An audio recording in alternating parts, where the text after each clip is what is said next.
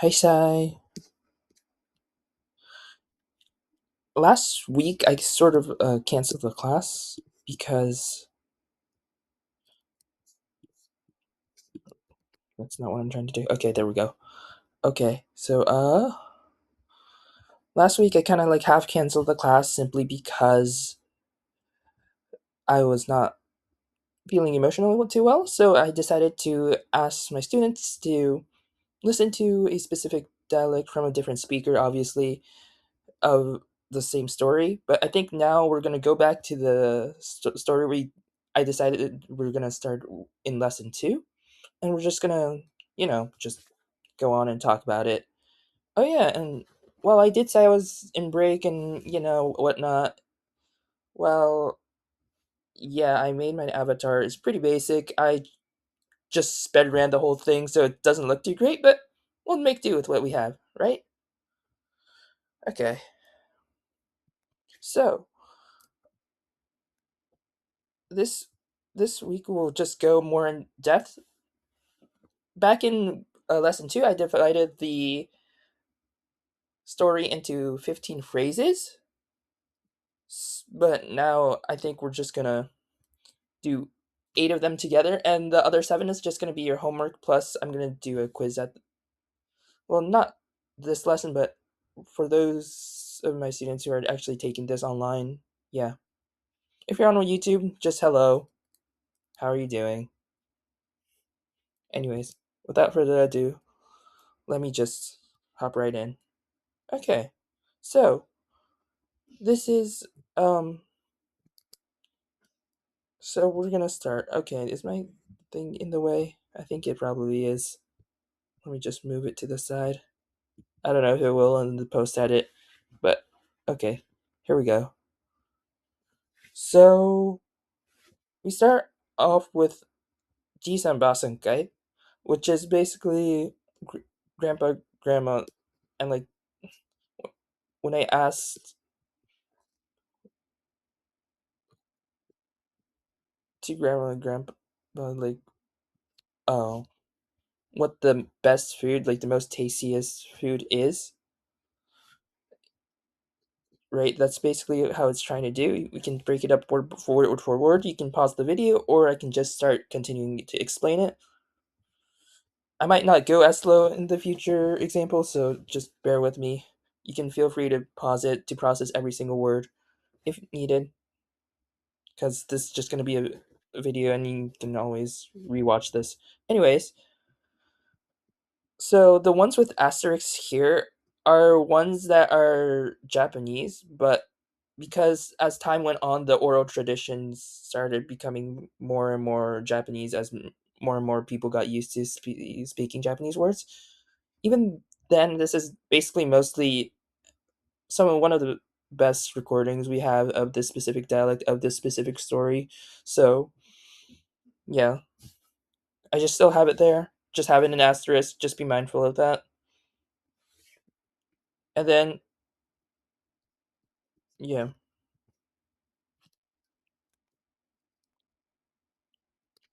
So, as with every nniagi sentence, we have the precursor, which is basically the topic plus subject in one BB, and then you have the adjectives. Then you have like another noun, or which could be the topic or the object, and then you have a bunch of verbs and conjunctions at the very end. And of course, some sections can be skipped in certain phrases. Anyways, let's move on. See if my thing actually loads. Okay. So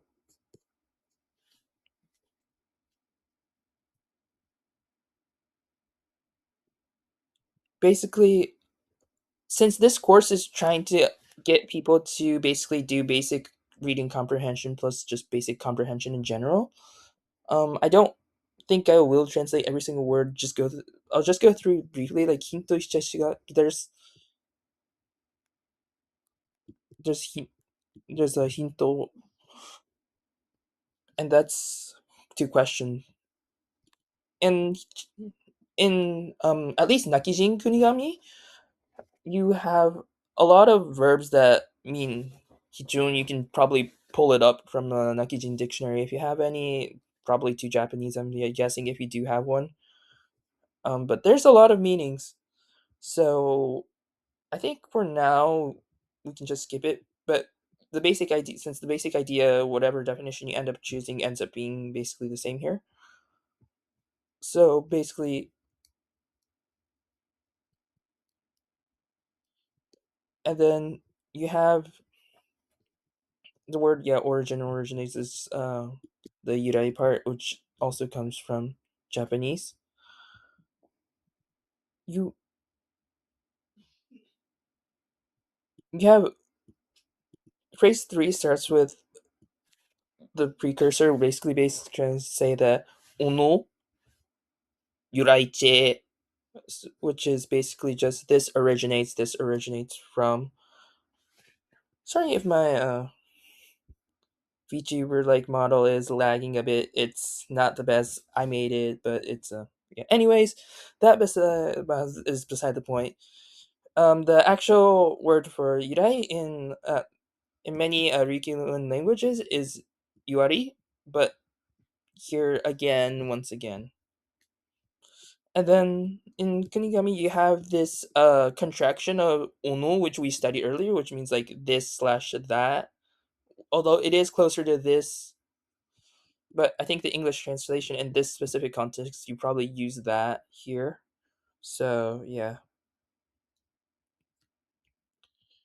and then you have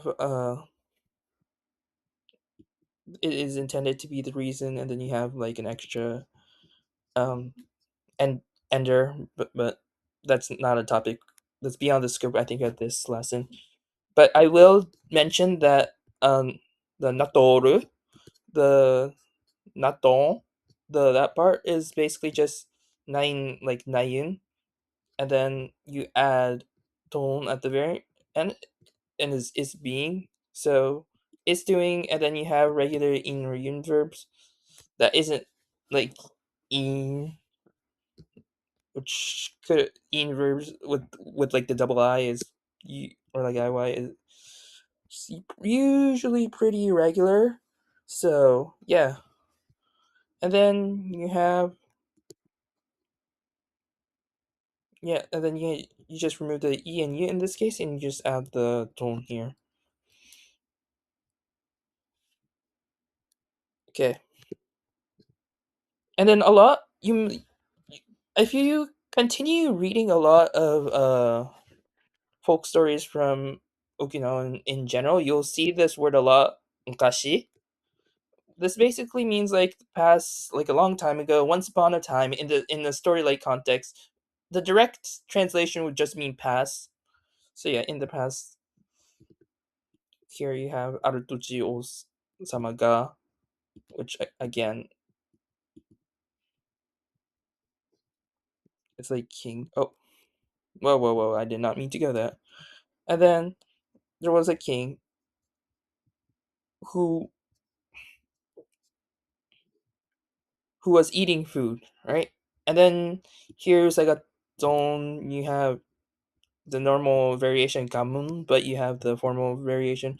Notice here that I'm not writing is eating. Notice that we have the tone here, but remember in back in lesson 2 that we had this ta here, which I highly mention over and over, that whenever you kind of see a ta, at least in Okinawan and Kunigami, you will, it's likely that it's just simply the past tense. And then Tii, which is just basically like to, in this context too, but yeah, like somewhere to do XU, like went to eat food kind of thing. There was a, so like in the past, in some one time in the past, there was a king that went to eat food basically, or like was eating. Okay, and notice here you have muno, but my bad. You have like munu or muno, which is basically the same thing, which just means thing, literally. But in this context, it's a shortened form of kamimun or kamimun no. So yeah, that's how it works. And then, oh, I think I may have forgotten to add text here. Oh well, we'll make do. You have Osama Ya. Remember the Ya is the king did or is Muno, or Muno is just basically Muno, the Muno we saw earlier, plus uh Ya combined just becomes Muno. Uh yeah. So, and then you have Maku Nenakutu. Basically Nenakutu is not not so not be like not because kind of thing. So like it's basically the king in this sentence is basically asking um whether or not they want people to eat food, like if there was not a way to make the food better basically. Okay, hold up. Oh, next slide please. Let's see if my slide actually works. Okay, so you, and then it continues with uno kamimo, which is this time they, to emphasize the subject, they decided to use the full phrasing. And then you have no guara, which no by itself, no is just what, but then in this specific dialect you have no guara, which means like it ends up being like more like somehow, some way, some sort of thing, kind of. So basically, isn't there a way to make this thing better? Basically, somehow, some way. Okay, and then you have jodu unubai ni. For Japanese speakers, I will precaution that Ujinaguchi bai doesn't necessarily equate to the Japanese bai, because in this context it references time as well beyond the scope, but it's just a mental note to keep in mind. And then you have ugushikunu, which is basically the formula u, which slightly makes it formal, and then you have ugushiku, which is like castle, but it's great castle. Usually this basically references Shuri Castle. So yeah, that's that. And then and the ceiling. Remember the K to H difference between Uchinaguchi and Kunigami? Or well, Yambaru Kotoba is the more accurate term here. Basically, you have hara, which is basically from Okinawan kara, which if you've been studying Japanese, you probably know it means from. Anyways, um, is my thing in the way? Oh well, it's fine. And then you have this word again somehow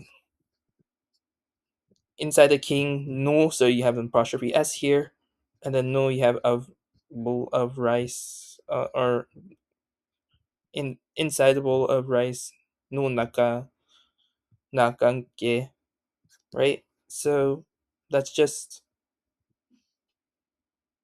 yeah, somehow, and then inside the bowl of rice, uditi chancha.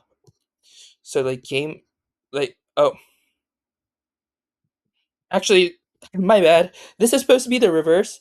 uh Basically, you have, it's supposed to be fell, like fell and came, like fell in, basically like fell into the bowl of rice.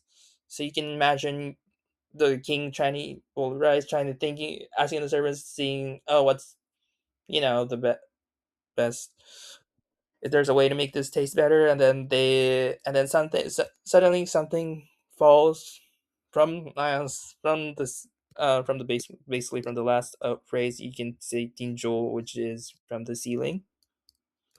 So it basically came and fell. Hold up. I think my new setup is a little laggy. I am so sorry. Oh, I think I went a little too far, did I? Yeah, I definitely did go a little too far. Oh, shoot. That's not what I was trying to do. Oh, my bad. And then, yeah. So that's the eighth phrase. So, for my students who I'm going to assign homework to, you basically have the. I want you to do some research on muniagi, and or sometimes called nniagi. Um, I don't remember exactly which area of Yomitan, but I do remember one specific area of Yomitan that specifically used this. Um, and basically, Junglia did this too. If you don't know Junglia, recall that in I mean, you probably know it because it's the new theme park in Okinawa. Con- Somewhat controversial, I guess. But one thing I do commend is the fact that they actually did this when they built the entire system. So, and you can read about it here. It will definitely, if you're watching this on YouTube, it will be definitely on in the description, like all these links. And also, if you're watching this as a student of mine, you probably I put it in some sort of material section kind of thing for this specific week. So yeah, and there's a similar thing in mainland Japan too. So I decided why not just have for a comparison. This is a class after all, technically. Anyways,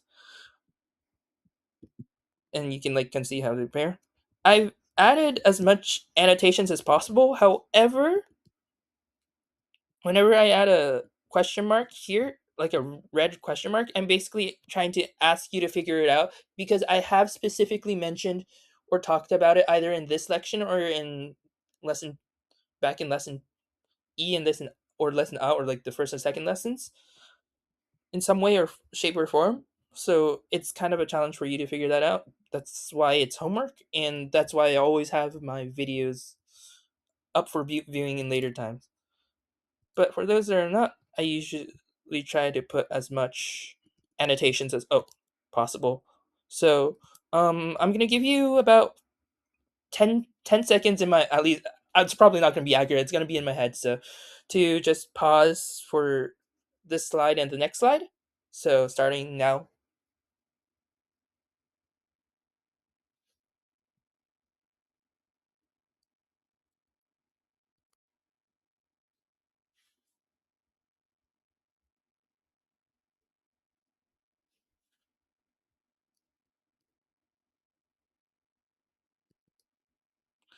Okay, and then for my students, I'm probably just gonna have an essay type quiz instead of a vocabulary quiz. Basically, from memory, what you observed and found about it, and the essay because this is just going to be online. Plus, I have a couple of groups that wanted to me to make this course across multiple countries. I'm going to allow this essay to be in the not sponsored, but the requested organizations, which are based in English, French, and Japanese. And then, if you really want to challenge and push yourself, I I would recommend at least for the upperclassmen of some of my classes, I do recommend writing it and your specialty, which is either Kunigami or Okinawan if you're doing taking one or the other. But I do know there are probably people who are absolute beginners who are watching this, especially on YouTube, or at least somewhat beginners. And I am also aware that because uh, this class can also be for like other specialties who are specializing in Amami, it's Miyako, and various other Ryukyuan languages. I will say that you. That's why I have the other three languages up here because those are where I'm guessing my students come from who are taking this course right now. And I will say you will get bonus points if you do a comparative analysis. For those watching on YouTube, obviously I can't really assign you homework, nor do you probably not want to. But I mean, if you do, feel free. That's great. It's for your own benefit. And the quiz too, by yourself. I mean, the prompt's already up there. So yeah, have a nice day. Mateyasai.